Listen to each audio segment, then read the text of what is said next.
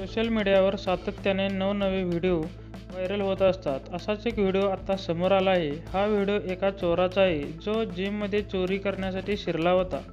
मात्र तिथे त्याच्यावर वजन उचलण्याची वेळ आली. संबंधित चोराला पोलिसांच्या स्वाधीन करण्यापूर्वी तेथील जिम ट्रेनरने त्याच्याकडून एवढी एक्सरसाइज करून घेतली की हा चोर पुन्हा जन्मात चोरीचा विचार मनात आणणार नाही. संबंधित चोर जिममध्ये चोरीच्या उद्देशाने शिरला होता.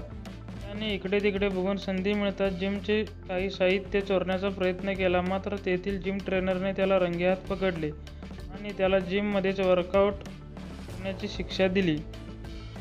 जिम ट्रेनरने त्याला सर्वप्रथम पुशअप्स मारायला सांगितले. नंतर त्याच्याकडून वेटलिफ्टिंग करून घेतली. स्क्वॉट्स आणि प्लँकसारखे थकवणारे व्यायाम करून घेतले. या सर्व प्रकारादरम्यान चोर वारंवार खाली पडत होता. मात्र तो पूर्णपणे थकेपर्यंत ट्रेनरने त्याला सोडले नाही.